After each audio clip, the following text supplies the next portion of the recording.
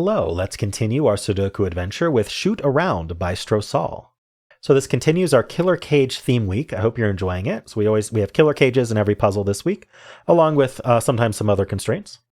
So today we have killer cages and arrows. Let's go over the rules. We have normal 6x6 Sudoku rules, meaning in every row, every column, and every 2x3 box, we are placing the digits 1 to 6 exactly once each. We also have killer cages in the grid. That's the cells surrounded by dotted lines. Digits in a cage can't repeat. So normally we could put a 1 here and a 1 here. That would be perfectly fine by Sudoku. But the cage does not allow you to do it. The cage says, hey, don't repeat. Additionally, all the digits in the cage sum to the value in the top left. So these sum to 16. All right. Additionally, we have arrows in the grid. So these are arrows, like here, here, and here. Arrows are attached to a circle. Now, multiple arrows coming out of a circle, think of them as separate arrows that all overlap, sharing the same circle. So the sum of the digits on an arrow sum to the value in the circle. So if this was, say, 1, 2, that adds to 3. That would put a 3 here. But then this would also add to 3, and this would also add to 3. Now we could technically do 1 plus, on some of these. Here, we could do 1 plus 1. We can repeat digits as long as Sudoku allows you to, and that would add to 2. But all of these need the same sum, so we couldn't actually do that. But we could do, say, 3 plus 3 is 6. That would be perfectly viable. All right, and that's it. Those are the rules. There's a link in the description if you'd like to try the puzzle yourself, and I'm going to get started right now. All right, 4 cell cages.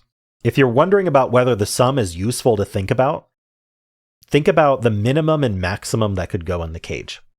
I'm also going to give you another way to think about it too. So I have 2 ways to think about these, whichever way works best for you. So think about the minimum the cage sum could be. Well, 1, 2, 3, 4, since we can't repeat digits, 1, 2, 3, 4 is the minimum. That sums to 10. That's pretty far away from 17 and 16. How about the maximum? Well, 3, 4, 5, 6 would be our maximum. And 3 plus 6 is 9, 4 plus 5 is 9. That adds to 18. So 18 is very close to the 17 and even the 16. So that's probably going to be useful. So what we can do is we know that 17 is 1 away from 18. So from 3, 4, 5, 6, we need to subtract 1. Which digit can you subtract 1 from? Well, the answer is only the 3, because we can't subtract 1 from the 6. That would have 2 5s in the cage. Subtracting 1 from the 5 would have 2 4s. Subtracting 1 from the 4 would have 2 3s. So the answer is 17 is always 2, 4, 5, 6. If you want another way to think about that, we know that 6 distinct digits, 1 through 6, adds to 21. That's a really good number to remember in a 6x6. 9 by 9, you remember 45. And so we're only missing 2 digits from a 4-cell cage. So those 2 digits, we know their sum. It's going to we whatever brings 17 to 21. So 21 minus 17 is 4. So the digits that are missing from a 17 cage add to 4. And the only way to add to 4 in 2 distinct digits is 1 plus 3. So we know the 1 and 3 are missing from these, making it 2, 4, 5, 6. Now, that does make a 2, 4, 5, 6 quad in here. So this is 1 plus 3. That does add to 4. That places our 4 here and 4 here, leaving us with a bunch of 2, 5, 6s. And we know the only way to add to 4 is 1, 3 pairs. So these are all 1, 3 pairs. That's a 1, 3 pair there. That's 2, 5, 6. This is a 1, 3 pair here. It does put the 4 up here. I don't know want to put 2, 4, 5, 6 up here. These are 2, 4, 5, 6. Oh, these are 2, 5, 6 for the box. We have the 4 already. Okay, you can't put a 6 on an arrow because you have to do 6 plus something equals this digit. And 6 is the biggest that can go here. So that's not going to work. We have a 1, 3 pair here, actually. What else is happening? We could think about the 16 cages. So there's 2 ways to add to 16. I know that because it's 2 away from 18. So from 3, 4, 5, 6, let's do it this way first. From 3, 4, 5, 6, we need to subtract 1 from, or 1 or 2. 1 from 2 of them, or 2 from 1 of them. So there's 2 ways to do that. We could subtract 2 from the 3 and get 1, 4, 5, 6. Or we could subtract 1 from the 3 and 4 to get 2, 3, 5, 6. So another way to think about that might be easier for the 16 is the 2 missing digits add to 5, meaning the 2 digits that are not in the 16 cage are either 1, 4 or 2, 3. Now we don't know that these 16 cages are the same, so we can't just immediately say this adds to 5, although I suspect it might. So what can this digit be actually? Because it can't be 1 or 2, because you can't add to 1 or 2 with these. It can't be 3 because of the 1-3 pair. Can't be 4, so it's 5 or 6 only. In fact, the 4 in this cage is in this box is in one of these two, which puts a 4 in this cage. Remember, we're either missing 1-4 or 2-3. Well, we're not missing 1-4 because there's a 4 in here. So this is going to be 1-4 with the 5-6. That can't be 4. That can't be 4 because we know the 4 is in one of these two.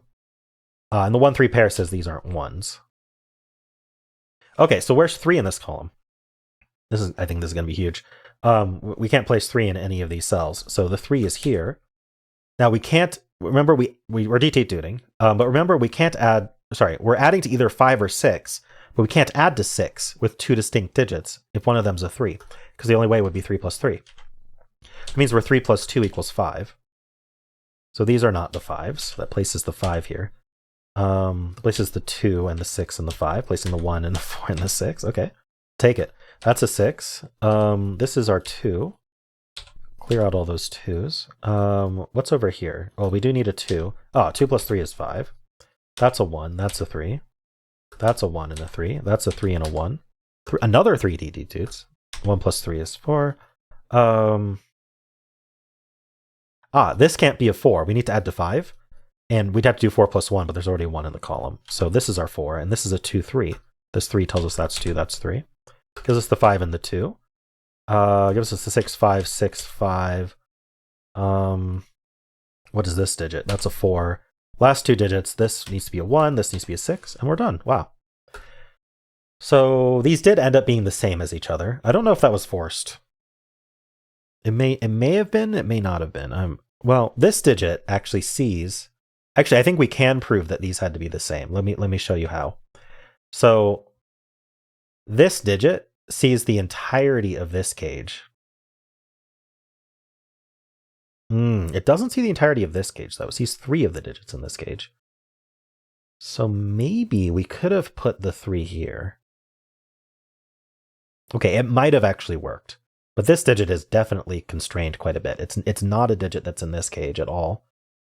And it's not 3 of the digits in this cage. Okay.